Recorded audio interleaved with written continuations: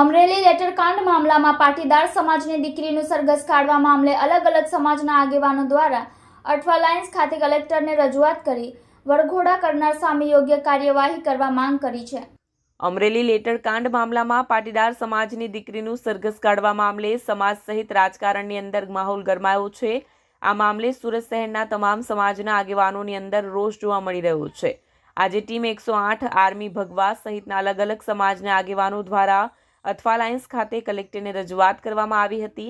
ભાજપના ઇશારે દીકરીનો વરઘોડો કાઢવામાં આવ્યો હોવાનો આરોપ લગાવાયો છે, ત્યારે વરઘોડો કાઢનાર અધિકારીઓ સામે પણ પગલાં લેવામાં આવે તેવી માંગ કરવામાં આવી હતી। દીકરીને કોઈપણ પ્રકારની જાણ કર્યા વગર રાત્રિના સમય દરમિયાન પોલીસ દ્વારા ઘરેથી લઈ જવામાં આવી હતી।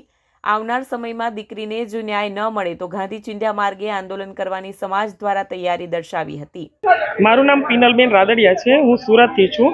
International human rights south Gujarat president છું। લક્ષ ફાઉન્ડેશન ચેરિટેબલ ટ્રસ્ટની પ્રમુખ પદે છું અને સર્વ સમાજ સેનાની મહિલા ગુજરાત પ્રમુખ છું। અમરેલી જિલ્લામાં જે ઘટના બની એક મહિલા સાથે, કઈ રીતે આખી ઘટના બની હતી ને અત્યારે સુરત કલેક્ટરને આવેદન તમને વિગતવાર કહું ને તો જે દીકરી છે ને એનો કોઈ દોષ જ નથી। દીકરી એક જગ્યાએ નોકરી કરે છે। ભાજપના અંદરો-અંદર નેતાઓના કોઈ વિવાદના લીધે આ લોકોએ દીકરીને ખાલી એટલું જ કામ સોંપેલું છે કે તું ટાઈપિંગ કરી આપ। દીકરીને કશી ખબર જ નથી અને દીકરી નિર્દોષ ભાવે નોકરી કરતી હોવાથી ત્યાં એને ટાઈપિંગ કરી આપ્યું છે અને એ ટાઈપિંગના લેટરના આધારે અંદરો-અંદર અદાવતના લીધે ભાજપના મોટા અગ્રણીઓએ પોતાના જેક લગાડીને દીકરીને રાત્રે ઘરેથી ઉચકી લીધી છે। 22 વર્ષની દીકરીનો શું વાંક છે કે તેને રાત્રે ઉચકવી પડી વગર વાંકે? અને એટલું તો બાકી રહે છે પણ સવારે એનો પાછો સરઘસ કાઢે છે આખા અમરેલી જિલ્લાની અંદર।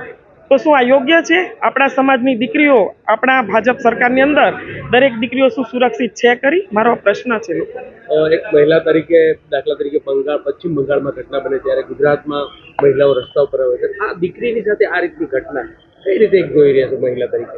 નથી જોઈ શકતી। મારે આના માટે ન્યાય માટે લડવા માટે જ હું આજે કલેક્ટર કચેરી આવી છું। બીજી મહિલાઓ કેમ બહાર નથી આવતી? ખુલીને મહિલાઓ બધી સોશિયલ મીડિયામાં બધી મહિલાઓ બહાર છે, પણ જ્યારે લડવાનું થાય છે તો હું દરેક મહિલાઓને એક વસ્તુ કહું છું કે તમે બહાર નીકળો। એક દીકરી, કાલે એ દીકરીનો પ્રશ્ન છે, કાલે આપણે અહીંયા પણ બની શકે છે ગમે તે વિસ્તારની અંદર। જો મહિલાઓ દબાઈ જશે તો આ ક્યારેય આ વસ્તુ બંધ નહીં થાય અને ભાજપ કે કોઈ પણ સરકાર, એવું ભાજપની સરકાર નથી પણ કોઈ પણ સરકારની અંદર પોતાનો દબદબો ચલાવશે। આપણા દેશનો ઇતિહાસ રહ્યો છે કે રામાયણની અંદર સીતાજીનું, મહાભારતમાં દ્રૌપદીજીનું જે રાજાઓએ અપમાન કર્યું છે એમને ભોગતાન ભોગવવાનું જ આવ્યું છે। એમ 30/12ના રોજ જે અમરેલીમાં ઘટના ઘટી અને એક દીકરીને જે પોલીસ તંત્ર દ્વારા જાહેરમાં સરઘસ કાઢવામાં આવ્યું એક સામાન્ય ગુનામાં, એ યોગ્ય નથી, મહિલાઓનું અપમાન છે અને એવો ગુનો કે જે ભારતીય જનતા પાર્ટીનો આંતરિક જૂથવાદ છે। આવો જ આંતરિક જૂથવાદ ગયા વર્ષે સુરત શહેર જિલ્લામાં બન્યો હતો। તો રાકેશ સોલંકી નામના ભારતીય જનતા પાર્ટીના નેતાને જેલ કસ્ટડી થઈ હતી અને જે વ્યક્તિને ત્યાં પ્રિન્ટ આઉટ કાઢવામાં આવી હતી એને સાક્ષી બનાવવામાં આવ્યો હતો। જ્યારે આવો જ સેમ કેસ અમરેલીમાં થયું તો એ દીકરીને જેને પ્રિન્ટ આઉટ જેને ત્યાંથી નીકળી હોય એને પણ આરોપી બનાવવામાં આવ્યો, એ યોગ્ય નથી। પોલીસે મહિલાઓનું સરાજાહેર અપમાન કર્યું છે, માન સન્માન જાળવ્યું નથી। એ મહિલા કોઈ મહિલા બુટલેગર, દારૂ કે નશાકારક વસ્તુ વેચનારી મહિલા બુટલેગર નથી, કોઈ ડાકુ રાણી નથી કે નથી કોઈ ડોન, મહિલા ડોન છે। તેમ છતાં એની સાથે આવો દુર્વ્યવહાર કરવો યોગ્ય નથી, મહિલાઓનું અપમાન છે। અમારી એક જ માંગ છે કે આવા પોલીસ કર્મીઓ પર તાત્કાલિક અસરથી, કે જે સરકારના નીતિ નિયમ નહીં પરંતુ ભારતીય જનતા પાર્ટીના પાર્ટી લાઇનથી ચાલનારા પોલીસ કર્મીઓની સામે તાત્કાલિક અસરથી કાયદેસરની કાર્યવાહી કરવી જોઈએ અને સસ્પેન્ડ કરવા જોઈએ।